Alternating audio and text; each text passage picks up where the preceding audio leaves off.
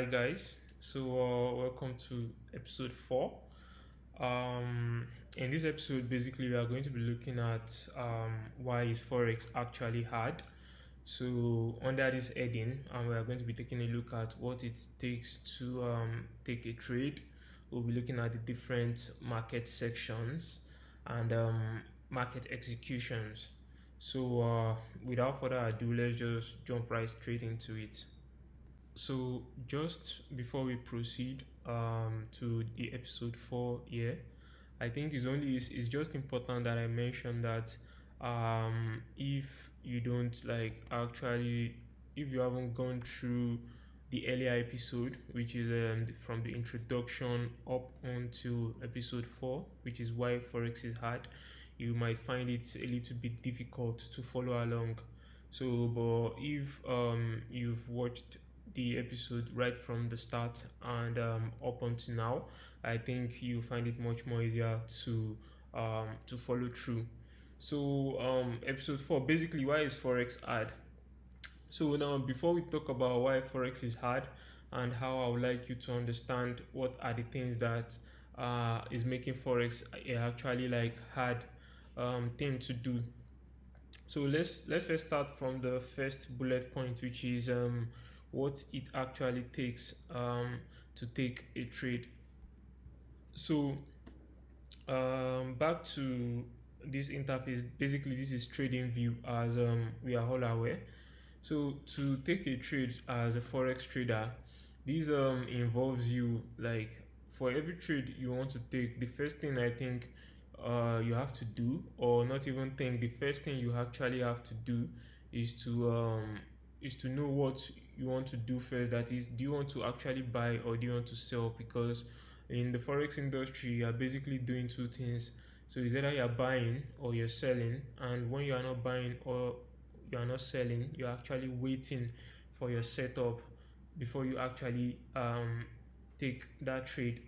So before I demonstrate to us what it actually takes to place a trade, how about we just talk about trading windows and market executions briefly.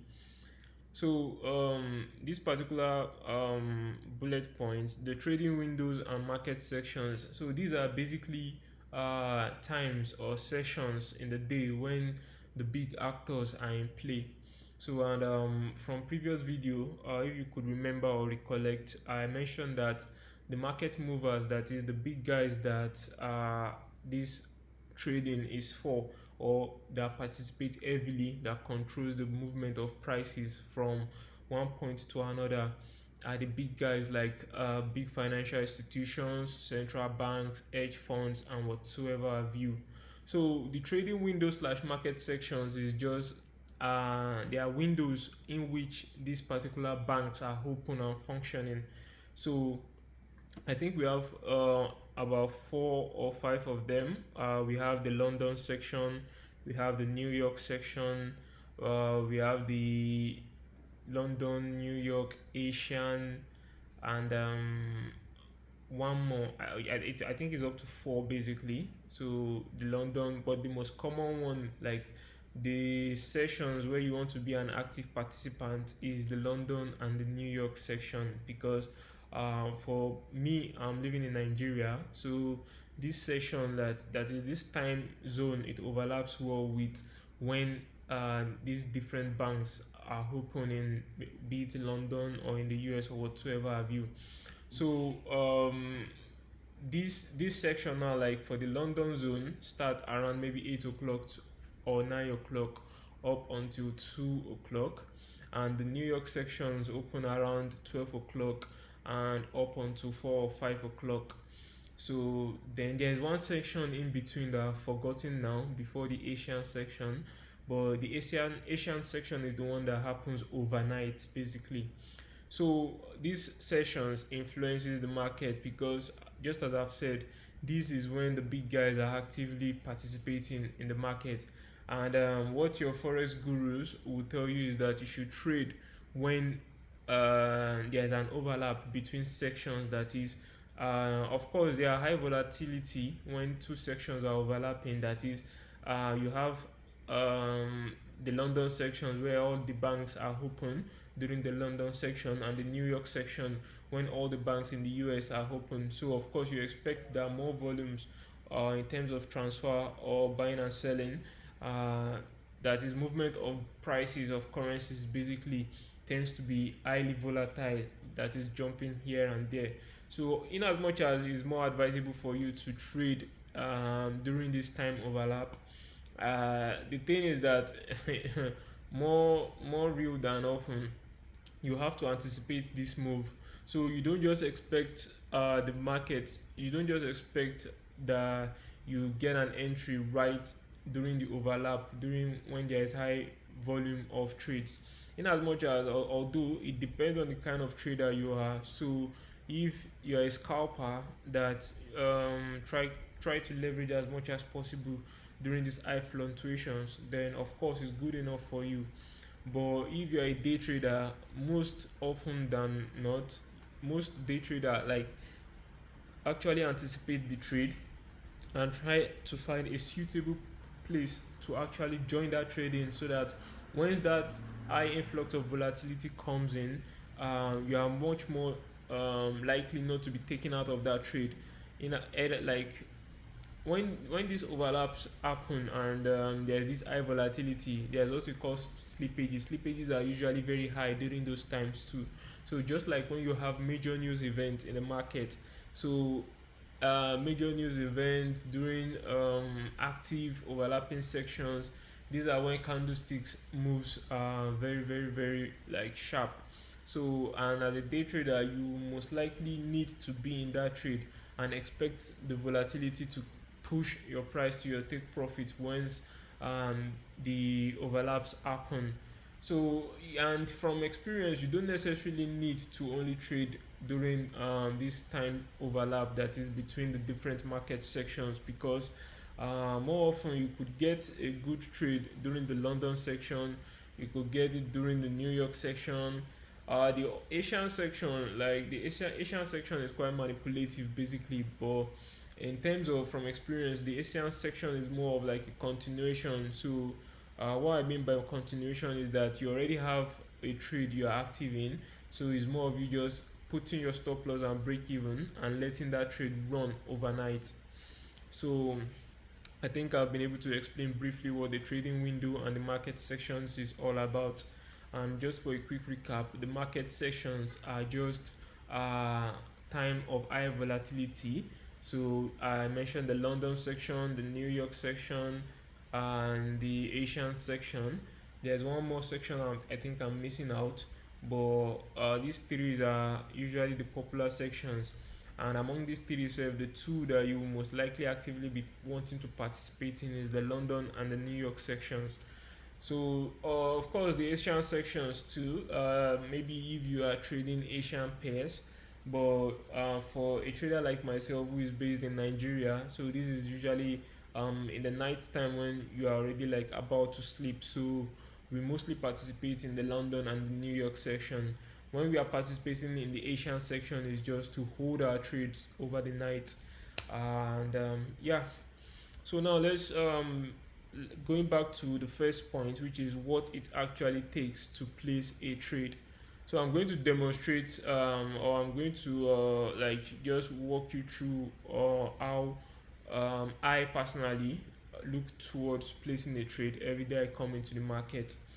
So these tags or these icons, as you can see here, are just me marking when the market's open for a new week. So this is Monday, this is Tuesday, Wednesday, Thursday, Friday, and as you can see over the week, that is this week that just passed or just concluded, the market was more of ranging. So it depends as well. So we might have some scalpers that made good money while the market is ranging like this, but for day traders it's usually advisable, like you want to trade along with the trend. So anything when the market is ranging, so if the ranging, there are different types of range now. So this particular one is too close, it's not like a wide gap kind of a range. So I didn't mean is quite wide enough, then you might say you want to be trading the range by selling at resistance and buying at support. in as much as I wouldn't even advise that, because the best form of trading is just the trading where you trade along with what the big guys are doing. So I think I have a sample I should be able to use or demonstrate to us using the previous week, not this new week. This is Friday. Let me remove this. So using this, so last 2 weeks the market opened here, and as you can see, this particular section was a resistance level. There was a false breakout here, although the bears actually pulled the price down again, not until the bulls finally broke out of this level to the upside. So as a day trader now, what I want to do is that, okay, now that I see that the bulls have created a new high, that is the prices, they're driving prices higher than this last previous high to creating a new high here, then what I want to look forward to is now, like, I want to join in to have a buy, that is I want to find the next favorable price to join the bulls to continue buying from. And for my kind of a trader, they are, in as much as there are different strategy, and I'm actually more in the phase of testing out this strategy to streamline what strategy is more profitable than the other. So but what I waited for actually was a Fibonacci retracement, and after the breakout there was no Fibonacci. Like, Fibonacci retracement is you drawing your Fibonacci from a recent low to the new high created, so something like this. And once I do this now, as you can see, the next thing I would have been waiting for now is that I want to see this market. I drew my Fibonacci from this last lower lower high to this new created higher high. So I was expecting that this market comes into this Fibonacci retracement golden zone, which is the 0.5 and 0.618, but that did not actually happen, in as much as it kissed the zone. But my kind of trading, I don't want to just kiss the zone. I want to see the market inside of the zone, so that did not happen. So the next thing now is to look for another retracement, which is now. So this now, the fact that the market, this was the previous high created, but now the market broke and created another new high. So the next thing I just had to do now was to put the Fibonacci and measure a new higher high. So, and as you can see, for this particular setup, the market did come into this zone now. So the kind of how I approach trading is that I look forward to understanding what the current trend is using the 1 hour time zone. I use the daily time zone and the 4 hours time zone or higher time zones to mark possible points of resistance and support level. My network, I don't know why my network, let me just quickly change my network. So as I was saying, the algorithm or the step-by-step procedure to me approaching the market every day is to first off understand what the market is doing, that is, who is in charge, is it the bulls or the bears. So, and I said I use the 4 hour time frame and higher time frames to mark up my possible levels of resistance or support, and I use the 1 hour time frame to join in on the current trend. So I was giving this demonstration whereby I drew a Fibonacci level from this point, which was the last lower high, to the new higher high, and I was expecting the markets to come into this zone here.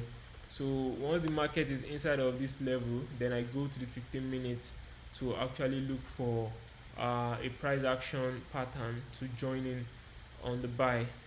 And on 15 minutes now, this was the entry. The entry here is a bullish arami. So this, what I mean by bullish arami is a price action pattern. So like, there's much to learn.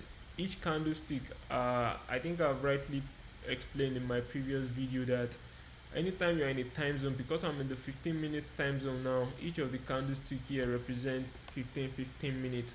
if you're on a 1 hour time zone, the each of the candle represents 1 hour. So going back to the 15 minutes time zone, and as you could see, this was the Fibonacci retracement zone I marked, the 0 0.5, 0 0.6, and inside of it I see a bullish arami. So a bullish arami is a trend continuation price action pattern, but it is more of an indecisive um, price action pattern, unlike an engulfing that gives more confirmation. A bullish arami is more of like a 50%, is more indecisive, so that is more likely is 50% split between the buyers are going to be the favorable one, or the sellers are going to overcome. So but coupled with other strategy like the Fibonacci, this gives you more assurance and hedge to actually like want to take that particular trade.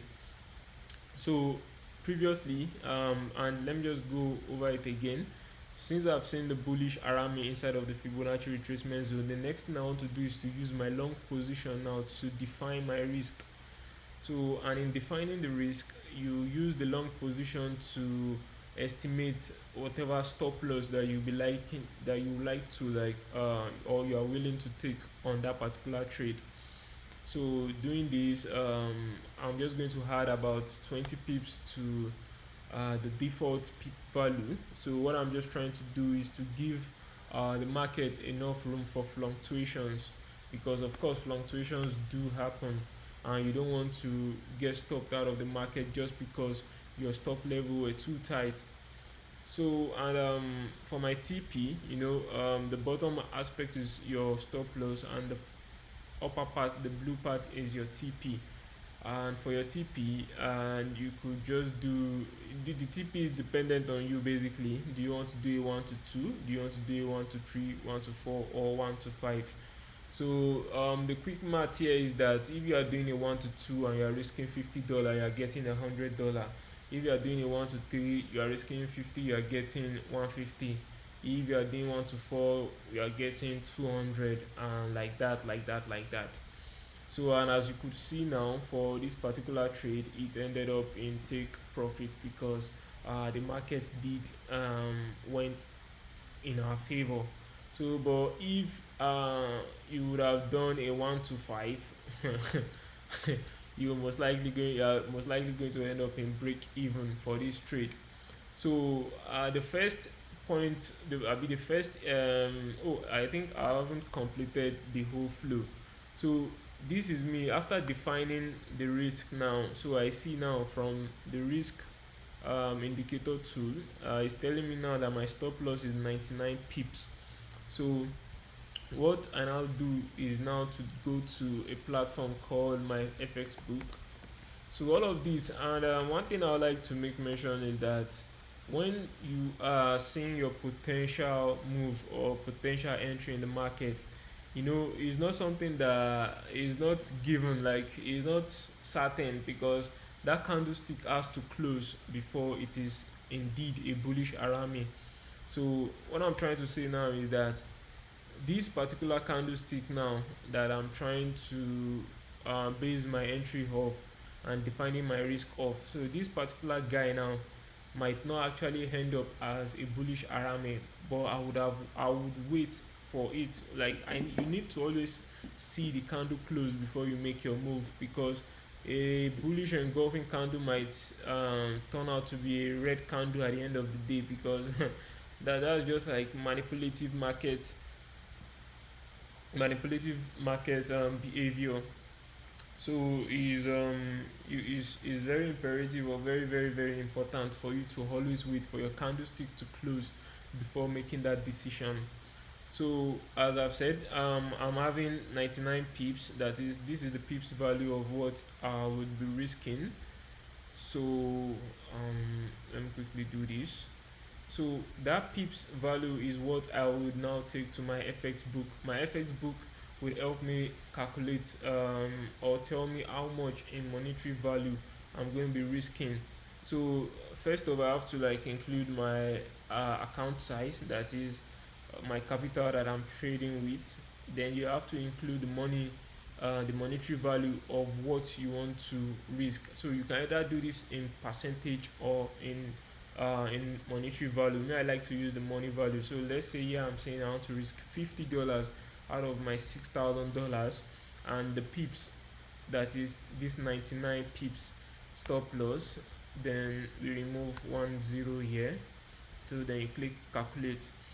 So now this lot size, this 0.05 lot size, is what you take to your MT5 or MT4 or C trader, or whatever it is that you are using to trade. So here you include that particular figure, which is 0.05.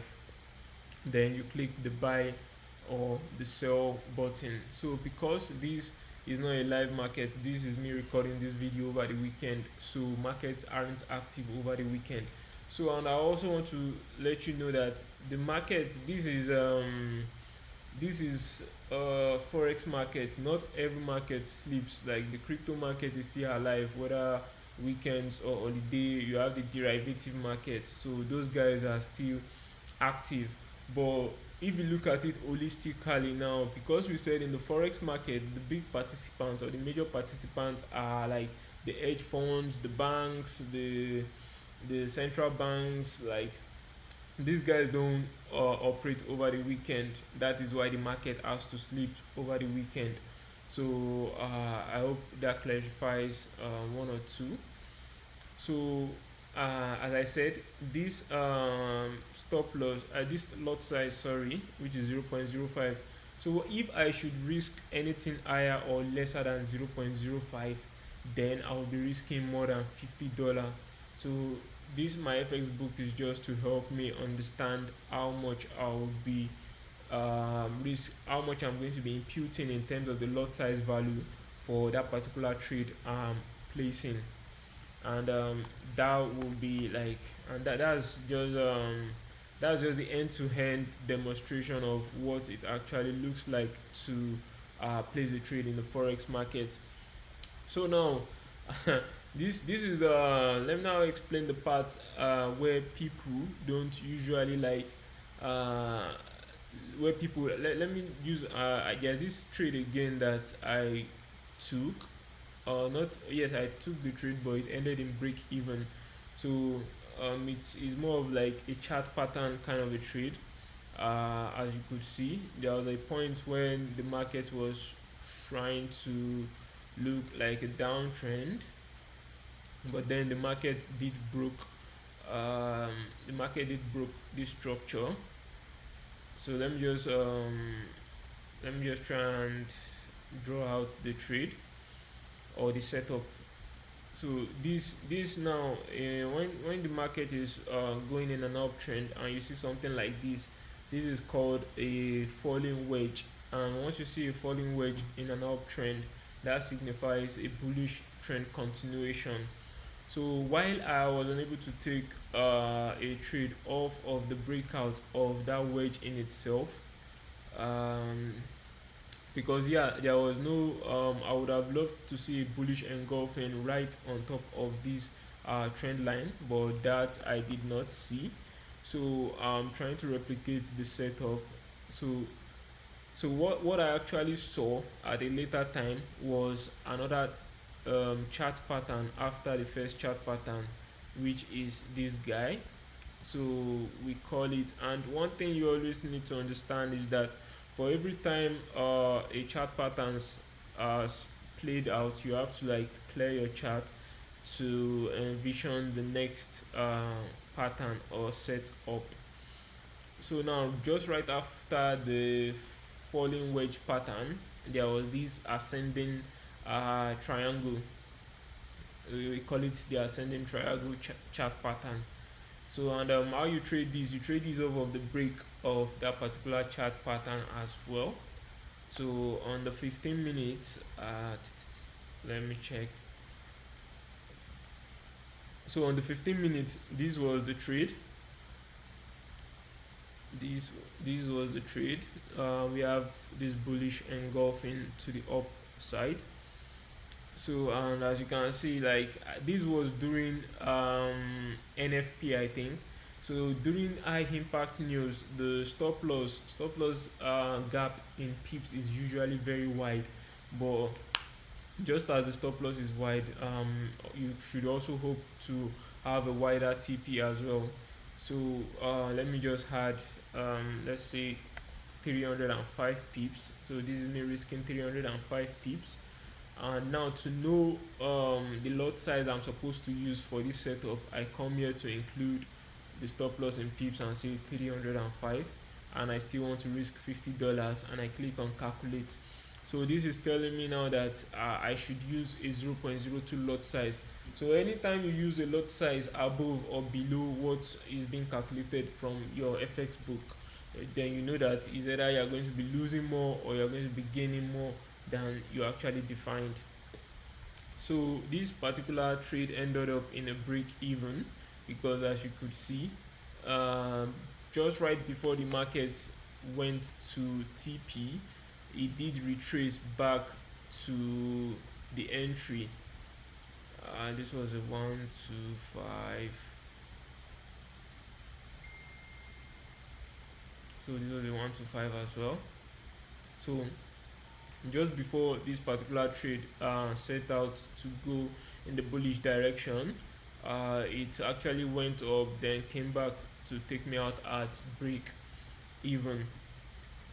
So this actually was a break even trade, but I'm just trying to like give us another example of what it takes to place a trade. So having demonstrated to us what it actually takes to place a trade, now let's talk about the hard aspect of it.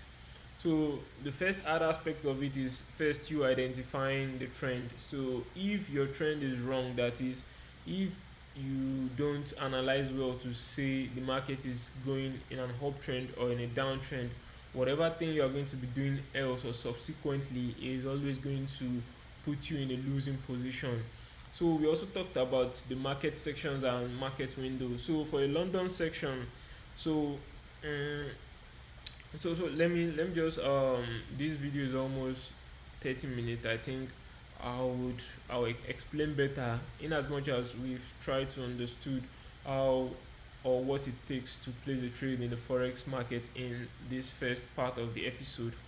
Then in the next episode I'll try and go in depth into telling you how these things are not easy, and it's usually like it actually demands a lot from you, and it depends on the kind of a job that you are doing. You might most likely struggle or not be able to do trading together with or combined with other kinds of job. So but I'll see you in the next video, and we'll talk about that more in depth. Thank you.